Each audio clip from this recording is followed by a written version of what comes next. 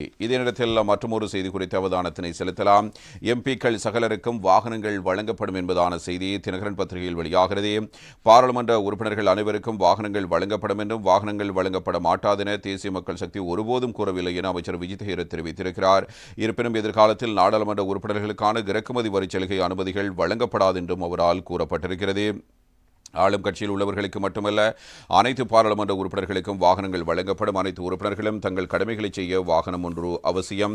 அதன் பயன்படுத்தும் முறையினையும் நாங்கள் வெளிப்படுத்துவோம் என்பதாக விஜித் ஹேரத் அமைச்சர் அவர்கள் இவ்வாறு சுட்டிக்காட்டியிருக்கிறார். எனவே வாகனங்கள் அனைவருக்கும் சமமாக வழங்கப்பட வேண்டும். தேர்தலின் போது எம்பிக்களுக்கான வாகன கொள்வனவு அனுமதியை ரத்து செய்வோம் என்று மக்களிடம் கூறினோம். எந்த ஒரு எம்பிக்கும் வரையில்லாத வாகனங்களை இறக்குமதி செய்து விற்பனை செய்ய அனுமதி வழங்கப்பட மாட்டாது.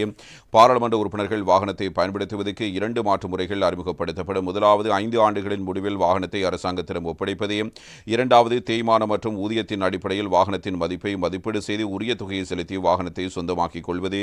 இவ்விரு முறைகள் பின்பற்றப்படும் என்றும் அமைச்சர் விஜித் ஹேரத்தினால் இது தொடர்பான உறுதிமொழி அளிக்கப்பட்டிருக்கிறது. எனவே இந்த விடயத்திலும் எந்தவிதமான பிரச்சனையும் இல்லை என்பதாக சுட்டிக்காட்டப்பட்டிருக்கிறது.